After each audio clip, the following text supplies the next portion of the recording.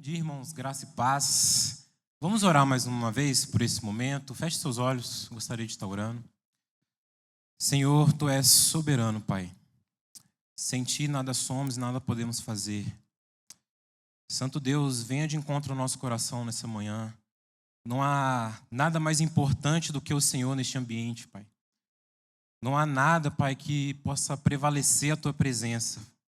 Senhor, que o Evangelho e somente o Evangelho, Pai, seja pregado nessa manhã. Encontre corações, Pai, sedentos da Tua palavra. Em nome de Jesus. Amém. Amém? Então, irmãos, nós estamos durante esse mês com um tema da série Graça Fora da Rota. E nós começamos semana passada, vamos estar continuando hoje e vamos durante todo o mês neste tema. Mas por que desse nome, né? Se nós formos meditar nos evangelhos, vemos Jesus várias vezes, intencionalmente, indo a lugares e indo de encontro a pessoas em que, até sob uma perspectiva judaica da época, essas pessoas elas não poderiam ter esse encontro, não eram dignas de ter esse encontro, não deveriam ter o mínimo de atenção de Cristo, muito menos no que se diz respeito à salvação. Não apenas isso, eram povos que, segundo o entendimento ali da época, elas não estavam no alcance da graça de Deus. Por isso, Graça Fora da Rota. Essa série, nós vamos trabalhar justamente isso. O Evangelho chegando a pessoas que, aos olhos humanos, muitas vezes aos nossos olhos, essas pessoas elas não poderiam, não deveriam ter o encontro com o Senhor, mas o Senhor, na sua bela e perfeita e soberana vontade, Ele decide isso. Então, nós vamos estar meditando. Semana passada, nós falamos um pouco, o nosso pastor trouxe a história de Zaqueu, um publicano, homem, cobrador de impostos, odiado pela sociedade, totalmente desfavorável ao encontro com o Senhor, mas o Senhor decide encontrá-lo. Nessa manhã, nós vamos falar um pouco sobre a mulher de Samaria, ou mulher samaritana. Gostaria de convidar você a abrir o Evangelho de João, capítulo 4, versículo número 1.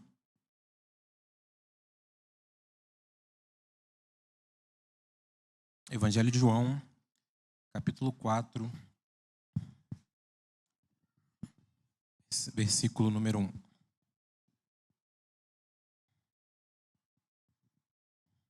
Amém?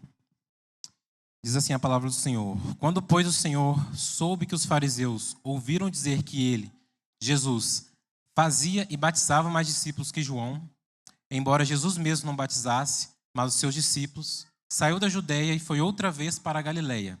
E era-lhe necessário passar por Samaria. Versículo 5. Chegou, pois, a Sicar, cidade de Samaria, junto à propriedade que Jacó dera a seu filho José. Havia ali o poço de Jacó. Cansado da viagem, Jesus sentou-se junto ao poço. Era cerca da hora sexta. Então veio uma mulher samaritana tirar água. Jesus lhe disse: dá-me um pouco de água, pois seus discípulos tinham ido à cidade comprar comida. Disse-lhe então a mulher samaritana: como tu, um judeu, pedes de beber a mim, que sou mulher samaritana? Pois os judeus não se davam bem com os samaritanos. Bom, nós vamos até aqui inicialmente para a gente entender o contexto e o que está acontecendo. Assim como a gente viu semana passada com Zaqueu, aqui também com essa mulher nós temos uma tensão social e cultural acontecendo. Primeiro, Jesus está falando com uma mulher. Aos olhos do próprio povo judeu, isso não era algo esperado e também não era correto. A não ser que essa mulher era propriamente sua esposa, suas filhas, uma mulher que fosse próxima, tudo bem, mas uma mulher desconhecida em um local público, isso não era esperado. Segundo, Jesus falando com uma samaritana. Nós vemos desde o contexto histórico, social, os judeus e os samaritanos eram povos que não se davam. Eram povos que, de fato, eram inimigos, né? Sejam com misturas étnicas, segundo os judeus, teológicas. Resumidamente, eles eram diferentes porque eles tinham histórias diferentes da forma como os povos surgiram na história. Eles tinham templos diferentes. O povo judeu, ele tinha Jerusalém como lugar legítimo de culto ao Senhor. Já os samaritanos eram o Monte Gerizim. Escrituras, eles lidavam com as escrituras de uma forma diferente. Os judeus encaravam toda a lei do Senhor, já os samaritanos apenas o Pentateuco. E questões éticas. Judeus consideravam samaritanos de uma linhagem ali não tão pura, né? Então, isso a gente pode listar muitas outras coisas. Ou seja, tinha muito mais pontos diferentes do que pontos em comum. Isso os tornavam inimigos, né? Outro ponto que a gente pode destacar durante a nossa leitura, no versículo 6 vai dizer que era quase hora sexta. Quando a gente vai estudar um pouco o que isso significa, em algumas traduções até vem, é basicamente meio-dia. Né? Então, tradicionalmente, alguns teólogos vão dizer que o fato daquela mulher ela ir nesse horário tinha alguma questão social que não estava correta.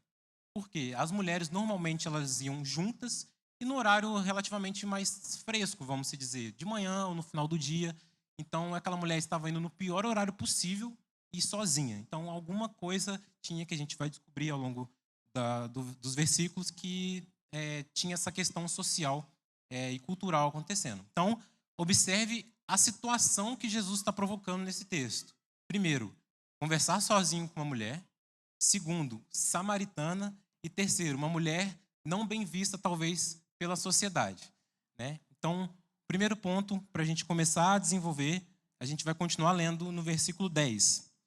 Jesus lhe respondeu: se conhecesses o dom de Deus e quem é que te diz, dá-me um pouco de água. Tu lhe pedirias e ele te daria água viva. E a mulher lhe disse: Senhor, tu não tens com que tirar água do poço. O poço é fundo. Onde, pois, tem essa água viva? Por acaso é maior que o nosso pai Jacó, que nos deu o poço, do qual ele mesmo bebeu, assim como também seus filhos e seu gado?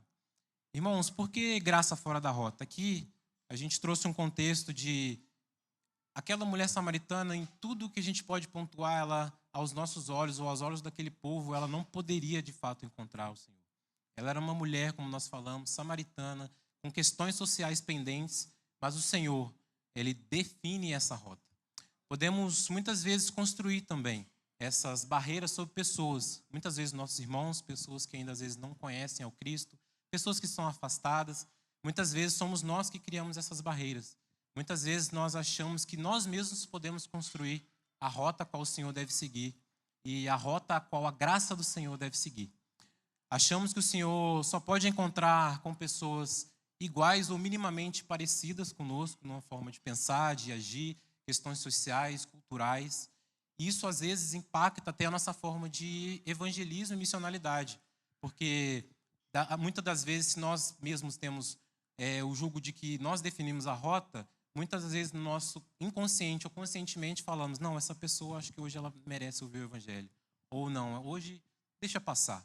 Então, muitas vezes, a rota nós criamos e não é isso que o Senhor determina. Um dia, esquecemos que éramos nós que estávamos fora da rota. Um dia, éramos nós que éramos inimigos do Senhor. E o Senhor simplesmente redefine essa rota e nos encontra da forma como Ele deseja. Um dia, éramos nós inimigos de Deus. E sem esforço nenhum nosso, nada podemos fazer e realizar para que essa rota nos encontre. Mas Ele, na sua soberania, Ele nos encontra. E assim foi com a mulher samaritana. Tim Keller, no livro Igreja Centrada, que é um livro que nós estamos lendo com um grupo de homens, diz: o Evangelho cria uma nova comunidade que transcende barreiras culturais, étnicas, sociais e morais, porque todos somos igualmente pecadores e igualmente alcançados pela graça.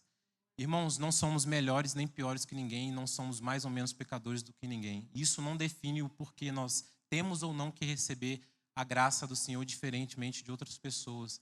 Não é isso que define.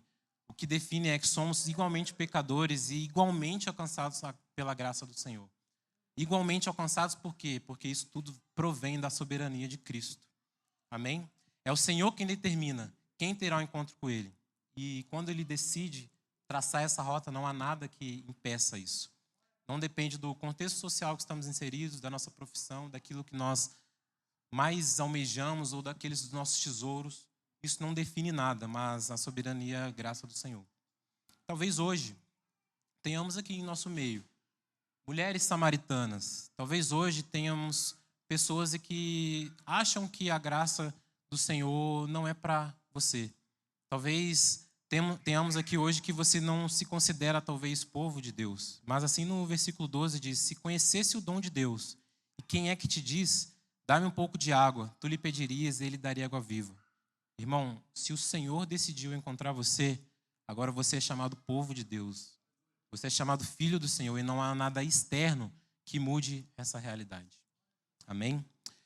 Então, além de encontrar a mulher, o Senhor a promete água viva, como no versículo que a gente acabou de ler. E aqui, nessa expressão, eu queria ter o cuidado da gente caminhar em interpretar corretamente, porque aqui a gente pode ter o erro, talvez, de interpretar somente um nível um pouco mais básico e natural, mas o que o Senhor está querendo dizer é algo um pouco mais profundo. O primeiro nível, talvez, seria a denotação de que água fresca e água corrente é isso que o Senhor está querendo dizer aqui. Isso é o que a mulher samaritana inicialmente interpreta. Porque logo quando o Senhor oferece essa água viva, ela diz, mas como assim? O Senhor não tem nada como tirar a água desse poço, o poço é profundo, não foi o Senhor que cavou esse poço, mas foi o nosso patriarca Jacó, ele mesmo bebeu, a sua família e o seu gado. Como assim? Você vem de longe e você que oferece essa água viva? Mas o que o Senhor está querendo oferecer de fato àquela mulher é a vida eterna. Ele oferece para aquela mulher somente algo que ele pode oferecer. Amém? Somente ele pode prover. No versículo 10, Jesus respondeu, se conhecesse o dom de Deus e quem é que te diz, dá-me um pouco de água, tu lhe pedirias e ele daria água viva. É como se o Senhor falasse à mulher, se você soubesse quem está te oferecendo e o que eu estou te oferecendo, você não questionaria. Ou se ele falasse, se você conhecesse das minhas promessas, você não hesitaria em me questionar. Porque aqui temos ecos da promessa do Senhor desde o Antigo Testamento. Em Isaías 12, 3 diz, no dia da salvação de Deus, o povo de Deus com alegria tirará água das fontes da salvação. Em Isaías 49 também, não terão fome nem sede. Isaías novamente 44, 3, o derramar do Espírito de Deus será como derramar de água na terra sedenta e torrentes na água seca. Essa sede não é uma sede de água natural, mas é uma sede de Deus, da vida eterna e da presença do Senhor. Essa saciedade, ela não vem com uma remoção simplesmente de desejo, mas ela vem com o derramamento do Espírito sobre nós. É isso que nos faz saciar a sede, é isso que o Senhor está oferecendo àquela mulher. Não é sobre essa água, mas é algo muito mais além disso, é sobre saciar essa sede eternamente. E é isso que o Senhor está nos oferecendo nessa manhã. O segundo ponto, e aí eu queria continuar lendo a história da mulher, no versículo 13. Abra no versículo 13. Jesus respondeu, quem beber dessa água voltará a ter sede, mas quem beber da água que eu lhe der, nunca mais terá sede. Pelo contrário, a água que eu lhe der se tornará nele uma fonte de água a jorrar para a vida eterna. E a mulher lhe disse, Senhor, dá-me dessa água para que eu não tenha mais sede, nem tenha que vir aqui retirá-la. Então Jesus lhe disse, vai, chama o teu marido e volta para cá. A mulher respondeu, não tenho marido. Então Jesus afirmou, foste sincera dizendo, não tenho marido. Pois já tivesse 5 maridos e o que tens agora não é o teu marido. Isso disseste com verdade. E a mulher lhe disse, Senhor, vejo que és profeta. Nossos pais adoraram nesse monte e vos dizeis que Jerusalém é o lugar onde deve adorar. Irmãos, aqui eu gostaria de expor o texto talvez de trás para frente. No versículo 13, o Senhor, ele diz que essa água que ele está oferecendo não é uma água natural, mas a água que ele de fato oferece. Quem beber nunca mais terá sede. Mas eu queria começar pelo versículo 16, onde o Senhor, ele diz, traga o seu marido. Aqui, talvez, da primeira vez que a gente lê, há uma estranheza, talvez, no sentido, como assim? O Senhor está falando de água, de sede, saciar, de repente, marido, relacionamentos. Parece que é uma mudança brusca de assunto. Mas temos que entender que Jesus aqui, ele expõe exatamente a fraqueza daquela mulher. Jesus aqui diz que ela havia casado 5 vezes, ela estava indo para o 6º casamento, o 6º relacionamento e ainda não era o seu marido. O que a gente aprende? Primeira coisa, o trabalho do Espírito é nos convencer do pecado, primeiramente. Então, aquela mulher ela só começaria a compreender de fato o que Jesus estava querendo dizer quando o seu pecado fosse revelado e ela dissesse, eu preciso dessa água. Jesus só faz conosco aquilo que, quando a gente reconhece que somos pecadores, nada podemos fazer e sem Ele nada me sacia. Jesus, primeiramente, Ele oferece a água, mas Ele fala, ei, tem um ponto, você precisa reconhecer que é isso, sou eu que vou te saciar. É isso que o Senhor faz conosco. Somos pecadores, irmãos, e nada podemos fazer para que mude essa realidade, senão Cristo por meio de nós. Nossa natureza é caída desde o Éden e lutamos contra o pecado. Mas o Senhor vem e para que nós compreendamos a obra redentora de cruz na sua totalidade, nós precisamos reconhecer a nossa natureza e o nosso estado pecaminoso. Não tem como nós vivermos e entendermos a obra da salvação e da vida eterna sem que os nossos pecados sejam expostos, nós possamos reconhecer que daquilo que nós precisamos é Cristo. E é justamente isso que o Senhor faz e permite que aquela mulher faça. O Senhor poderia muito bem somente oferecer a água, mas Ele permite que ela reconheça a Ele a dizer, é isso que eu preciso. Não é os relacionamentos que eu tenho buscado, mas é o Senhor. E aqui eu gostaria de contar uma história. Eu não sou um contador de história exímio como o nosso querido pastor, mas eu gostaria de contar uma história para a gente contextualizar e ilustrar o que está acontecendo aqui. Eu gostaria de contar a história de Romeu e Julieta. Alguns ou a maioria deve conhecer. É uma das histórias mais famosas de William Shakespeare, escrita por volta de 1595. E ela fala de amor, ela fala de conflito, impulsividade, ela fala de famílias, ela fala de relacionamento, ela fala de consequências trágicas. Que é basicamente uma história de dois jovens cuja trama ela se passa na cidade italiana de Verona. E gira em torno de duas famílias rivais, a família de Romeu e a família de Julieta. Eles então se conhecem em um baile que estava tendo na cidade e eles se apaixonam à primeira vista, sem saber inicialmente que as suas famílias eram inimigas. Então, ao descobrirem a verdade, ou seja, a minha família e a sua não se dão, a gente precisa fomentar esse amor e a gente precisa correr atrás disso. Não vou abrir mão, mesmo que nossas famílias sejam inimigas, né? E aí, para escapar, porque Julieta tinha um casamento já arranjado, né? Ela tem um plano muito arriscado. Beber uma poção que a faria parecer morta. Essa é o desfecho. E o plano, então, era ela beber essa poção, avisar Romeu que ela bebeu, após acordar, os dois fugirem e viverem felizes para sempre. Mas essa mensagem ele não chega até Romeu. Então, Romeu, quando chega na cena, vê Julieta morta, e ao ver morta, ele tira a sua própria vida. A poção, então, passa o efeito, ela acorda, vê Romeu morto, e ela também retira a sua vida. Ou seja, um final um pouco trágico, um pouco não, muito trágico dessa história. Mas aqui temos alguns pontos importantes. Primeiro, eles encontram no amor um refúgio absoluto. Segundo, depositam num ao outro um sentido de esperança e sentido de identidade também. Transformam o amor romântico em uma última fonte de vida. E o resultado disso, o amor que deveria então sustentar se torna algo muito pesado e aquilo que prometia plenitude se torna tragédia. Em Romeu e Julieta, vemos que eles buscam no amor aquilo que só algo absoluto pode oferecer, que é o pertencimento total, segurança incondicional e um significado para viver. Assim também nós podemos relacionar com a mulher samaritana. Ela estava buscando nos relacionamentos se saciar de algo que nada poderia preencher. Uma identidade, uma aceitação e uma plenitude. Ela já havia tido 5 maridos, estava indo para o 6º relacionamento e continuava sedenta. Jesus toca no ponto casamento e relacionamento justamente por aquele ser o pecado daquela mulher. Ele expõe a fraqueza e qual tem sido a real sede dela. O pecado estava levando ela também para um caminho de morte. Nós conhecemos qual é o fim do pecado. E Jesus toca justamente nisso, para que ele seja revelado para ela. E fica uma reflexão para nós. Irmãos, qual tem sido o nosso pecado hoje? O que tem sido as nossas barreiras a qual nos impede de ver de fato daquilo que nós precisamos? O que tem saciado a nossa sede senão Cristo?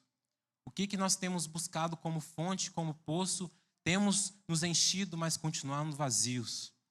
Cristo está oferecendo água viva para nós hoje, irmãos.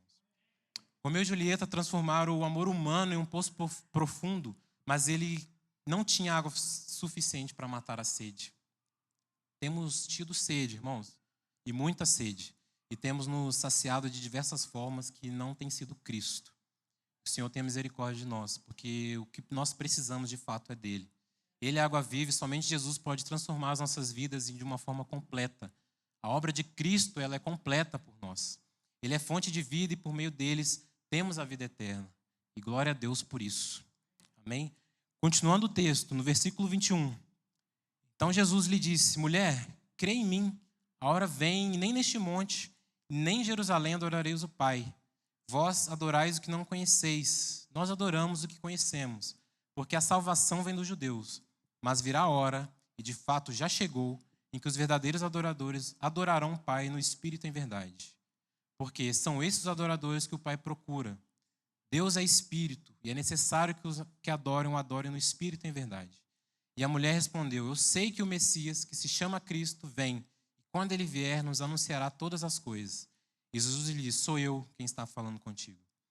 Irmãos, o Senhor não só decide nos encontrar, mas Ele faz com que nós entendamos e compreendamos que somos pecadores e no final Ele se revela a nós. Isso é lindo.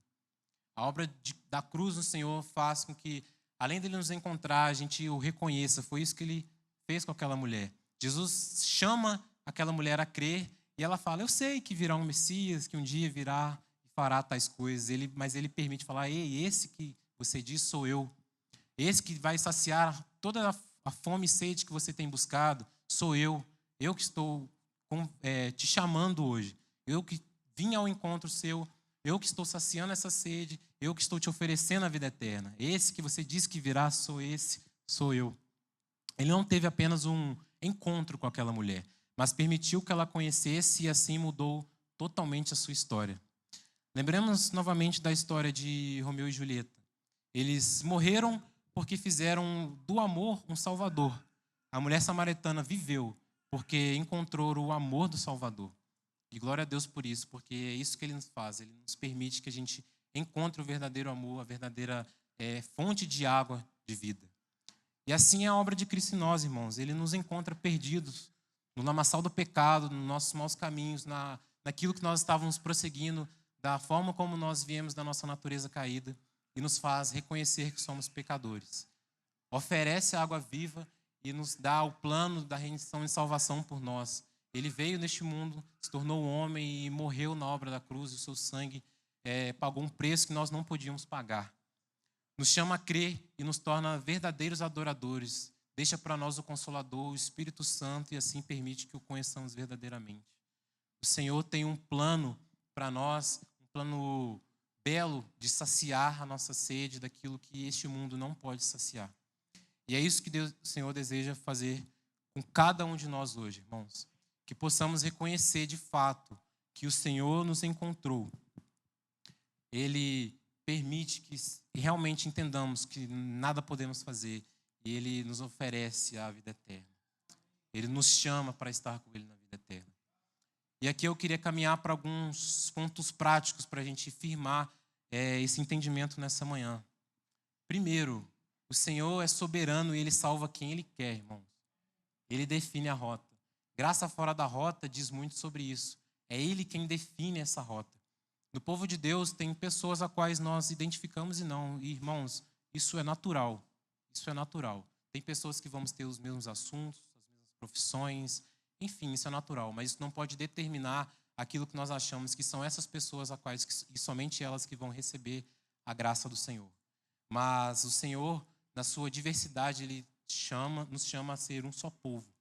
Então, não tem um povo a qual eu me conecto, um povo a qual gosta das mesmas músicas, um povo de certa raça, um povo de certa etnia, um povo de certa cultura. Não, o Senhor nos chama para sermos um só povo.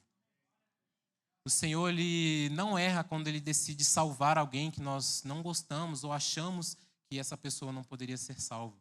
O Senhor, Ele não erra em salvar, talvez, um ímpio que está lá fora com toda uma atitudes e pensamentos contrários àquilo que a gente acredita, e talvez ele ainda não encontrou o nosso pai, o nosso irmão, a nossa mãe, um familiar próximo. O Senhor não erra. O Senhor não errou em salvar a mulher samaritana. O Senhor, Ele não errou em salvar Zaqueu, como nós falamos semana passada. Irmão, o Senhor não errou em salvar você. Por que nós achamos que Ele erraria em salvar o nosso irmão, daquele que seja diferente de nós? O Senhor, Ele decidiu passar por Samaria, estava indo ao encontro de alguém que aos olhos humanos estava de fato fora da rota da graça. Isso nos ensina que salvação não acontece por afinidade, mérito ou aceitação social, mas pela soberana vontade do Senhor. Questionar quem Deus salva ou desconfiar do que o Senhor está fazendo é, primeiro, esquecer que nós éramos que estávamos fora da rota. É esquecer que nós éramos inimigos de Deus. Quando nós achamos que nós definimos a rota a qual a graça do Senhor deve seguir, nós esquecemos que um dia essa rota nos encontrou. Desconfiar dessa rota é desconfiar da soberania do Senhor, é dizer que o meu julgo, o meu julgamento e a minha justiça é muito maior do que o Senhor, porque sou eu que determino, não Cristo. Isso é muito perigoso, mas Cristo nos convida a nos alegrarmos quando o ímpio encontra a Cristo. A palavra do Senhor em Lucas 15:10 diz: eu digo que da mesma forma a alegria na presença dos anjos de Deus por um pecador que se arrepende. Irmãos, se o céu se alegra, a igreja deve se alegrar. Quando um ímpio reconhece que ele é pecador, quando um ímpio tem um encontro com o Senhor, ele expõe os seus pecados, ele decide, é isso que eu preciso para saciar, a igreja, o povo de Deus deve se alegrar. Não deve ter estranhezas ou um mínimo julgo possível, porque agora ele é chamado povo de Deus, nós estamos também nesse povo. Amém? Segundo ponto prático para a gente, reconhecer que somos pecadores e que somente Cristo é suficiente. A mulher samaritana, ela só começa a compreender a água viva a qual o Senhor estava oferecendo quando a sua sede verdadeira ela é revelada, quando o seu pecado ele é exposto. Isso nos lembra que precisamos nos arrepender dos nossos pecados. Aqui eu queria deixar um ponto, é muito importante, irmãos, quando a gente tem um momento no culto, logo no começo, da gente se ajoelhar e chegar até Deus e confessar os nossos pecados. Eu queria convidar os irmãos a partir de hoje a olhar com esse momento com outros olhos, porque se o Senhor nos encontrou, Ele nos chama a confessar os nossos pecados para que a gente tenha a compreensão completa do que é a saciedade dessa sede e qual é o plano dele para nós. É necessário que nós não fazemos isso aqui por uma mera momento durante o culto, mas é que os irmãos tenham a oportunidade de chegar até Deus e dizer: Senhor, sem Ti eu continuo com sede. Senhor, com Ti nada sou e nada posso fazer. Sem Ti nada sou e nada posso fazer. Mas neste momento eu me chego a Ti e eu confesso meus pecados para que eu tenha a compreensão total daquilo que o Senhor tem para mim. Então, irmãos, a partir de hoje, levem a sério esse momento. Levem a sério, não se distraia, porque por meio disso nós podemos conhecer a Cristo. Amém? Se temos tido sede, irmãos, somente Ele, e Ele é a água viva. Somente Jesus pode transformar nossas vidas de uma forma completa. Novamente, a obra do Senhor ela é completa em nós. Terceiro ponto prático para a gente. Se o Senhor nos encontrou, Ele permite que o conhecemos. Jesus ele não só encontrou aquela mulher, mas Ele se revela a ela. Isso nos ensina que salvação ele não termina somente num encontro inicial, mas um profundo relacionamento com Cristo. Não é somente um encontro com o Senhor, mas Ele se revela dizendo: ei, mulher, esse quem você diz que virá sou eu, e agora eu estou permitindo que você me conheça. Então, irmãos, sejamos intencionais em conhecer a esse que nos chamou. Sejamos intencionais na oração, na meditação da palavra, na comunhão com Deus. Sejamos intencionais em, de fato, conhecer aquele que nos oferece a real água para saciar a nossa sede. Ser verdadeiros adoradores em espírito e em verdade não é apenas um conceito teológico, mas uma prática diária de dependência, devoção e rendição ao Senhor. O Senhor nos chama a esse lugar de dependência, devoção e rendição. É isso que nós precisamos ser intencionais no nosso dia a dia. Não é somente o culto que faz isso. Nós aqui abrimos espaço, como eu falei, para a gente confessar os nossos pecados, mas durante o seu dia a dia, seja intencional em conhecer aquele que te chama. Seja intencional a conhecer o dono da obra. Seja intencional em conhecer aquele que te salvou. Seja intencional aquele que você tanto ora em também salvar outros. Seja intencional em conhecer os planos do Senhor para a sua vida, para a sua família. Seja intencional. Amém? E o quarto ponto, o encontro com Jesus nos faz anunciadores das boas novas. Se continuarmos lendo os versículos seguintes, vemos que foi exatamente isso que ele fez com a mulher samaritana. No versículo 28, diz assim: então a mulher deixou ali o seu cântaro, foi à cidade e disse ao povo: vinde e vede, um homem que me disse tudo o que tem feito, será ele Cristo? Saíram, pois, da cidade e foram ao encontro daquela mulher. A mulher que foi ao poço sozinha, como nós falamos, num horário totalmente contrário, sem estar totalmente deslocada ali da sociedade, ela tem um encontro real com o Senhor decide encontrá-la, muda a história dela e ela volta para a cidade de uma forma intencional em ser testemunha de Cristo. Quem encontra água viva, irmãos, não conhece, não consegue, não pode permanecer em silêncio. O evangelho ele nunca termina em nós, mas ele sempre nos envia. E por meio desse envio, Cristo quer salvar outros também. Por meio desse envio, Cristo também quer definir rotas para que outras pessoas sejam alcançadas. Não, isso não está sobre nós, mas Cristo por meio de nós. Irmãos, tenho certeza que você conhece pessoas que têm tido sede e têm se saciado de diversas formas. E você é o anunciador de Cristo para que, de fato, essa rota tome os caminhos que o Senhor deseja. Tenho certeza que você conhece pessoas que estão sedentas e têm sido buscado poços e poços, cavado poços, retirado água e continuando com sede. Mas você conhece o verdadeiro poço, a real fonte de água viva. Seja um anunciador de Cristo. Seja intencional em proclamar o evangelho. Se ele realmente te encontrou, você é o canal para que essa fonte chegue a outras pessoas. Você não determina essa rota, mas você pode fazer parte dela. Seja intencional. Continuando no versículo 39. E muitos samaritanos daquela cidade creram nele por causa da palavra da mulher que testemunhava. Ele me disse tudo quanto tem feito. Então os samaritanos foram até ele e pediram que ficasse. Ele ficou 2 dias. E muitos outros creram por causa da sua palavra. E diziam à mulher, já não é a tua palavra que cremos, pois agora nós mesmos temos ouvido e sabemos que este é o verdadeiramente o Salvador do mundo.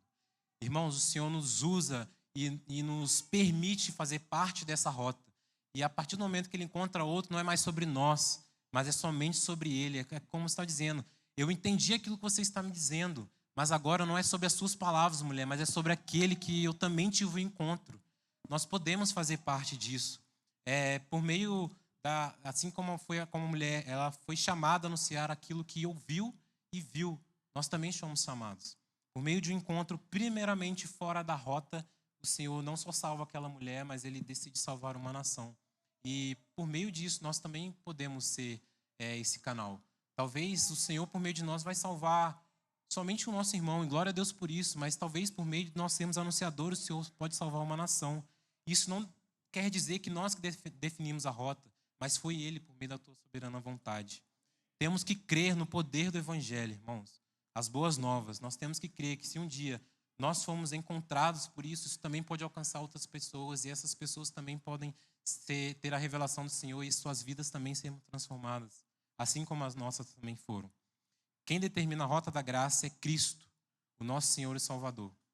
E nessa manhã, para finalizar, eu queria deixar uma frase que diz: aquele que nos encontrou fora da rota, mudou a nossa história e saciou a nossa sede para sempre. Glória a Deus por isso, porque um dia o Senhor nos encontrou como nós estávamos talvez fora da rota. O Senhor permitiu que nós confessássemos nossos pecados e nos chama a isso diariamente. O Senhor ele se revela a nós todos os dias, basta nós buscarmos Ele de um verdadeiro coração e entendimento. E Ele permite que o conheçamos e que possamos ser proclamadores do Evangelho, irmão. Que possamos ser intencionais nessa palavra, que isso de fato possa fazer sentido para nós, que o Evangelho ele não termina em nós. Amém? Fique de pé, eu gostaria de orar nesse sentido. Senhor, Tu és soberano, Pai, e a Tua boa e perfeita vontade, Senhor, é somente aquilo que deve nos guiar. Senhor, nada somos ou podemos fazer além daquilo que o Senhor já fez por nós, Pai. Cristo, o Senhor nos encontrou, Pai, da forma do lamaçal do pecado que nós estávamos, e o Senhor definiu a nova rota da nossa vida para a vida eterna, Pai. O Senhor nos chama a confessarmos nossos pecados de verdadeiro coração para que a gente tenha a compreensão total do Teu plano perfeito e da Tua salvação, Pai, em nosso meio. Senhor, nos ajude a compreender que não é as coisas desse mundo que saciam nossa sede, mas somente o Senhor. Nos ajude, Pai, a compreender que nada somos ou podemos fazer para saciar essa sede, mas somente Cristo. E nos ajude, Senhor Jesus, a sermos e termos a ousadia de proclamar o evangelho que um dia nos encontrou e que, por meio da tua graça, essa graça alcance novas pessoas por meio da rota que o Senhor deseja. Cristo, somos totalmente dependentes do teu agir, do teu manifestar. Mas coloque, Pai, nós na tua rota para que o evangelho, Pai, seja realmente algo verdadeiro para todos, Pai, daqueles que o Senhor deseja salvar e encontrar. Não somos nós que definimos, mas podemos fazer parte e que o Senhor Jesus, nos revele todos os dias a tua boa e perfeita vontade, para que a tua obra cumpra, Senhor Jesus, da forma que o Senhor bem entende. Que não possamos criar barreiras e obstáculos para que o evangelho chegue onde ele deve chegar, mas que possamos ser proclamadores e anunciadores de Cristo. É o que eu oro, Pai, em nome de Jesus.